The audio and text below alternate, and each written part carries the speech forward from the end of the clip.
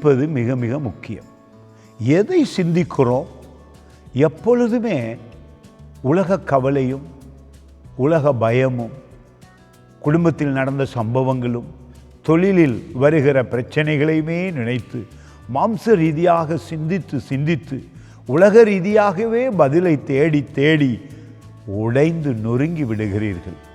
வேத வார்த்தையில் கண்ணம் வையுங்கள்.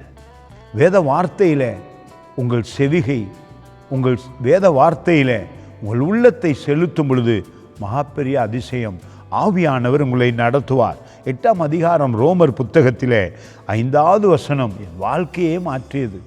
ஆவியில் நடந்து கொள்ள விரும்புங்கள், ஆவியில் வளர விரும்புங்கள், ஆவியில் பேச விரும்புங்கள், வேதத்தை அநேகருக்கு சொல்ல ஆரம்பியுங்கள், ஆவியிலே வளருவீர்கள்.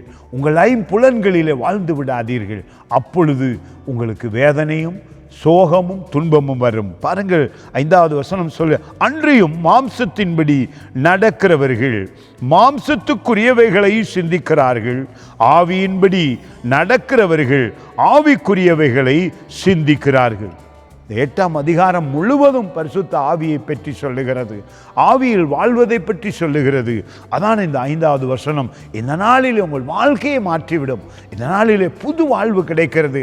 வேத வார்த்தையின்படி வாழுவோம் என்று ஒப்பு கொடுங்கள். உலக கவலையும் பயமும் வேதனையும் விரட்டி அடித்து, ஆவியானவரே என்னை நடத்தும், என்னை ஒப்பு கொடுக்கிறேன், உம்முடைய வார்த்தையிலே என்னை சாய்ந்து வார்த்தையிலே வளர விரும்புகிறேன், வார்த்தையில் நிலைத்திருக்க விரும்புகிறேன், தியானிக்க விரும்புகிறேன் என்று நீங்கள் தீர்மானிக்கும் பொழுது பரிசுத்த ஆவி உங்களை நடத்தும் பொழுது சமாதானம் நிரம்பி வழியும், சந்தோஷம் நிரம்பி வழியும், அன்பு நிரம்பி வழியும். God bless you.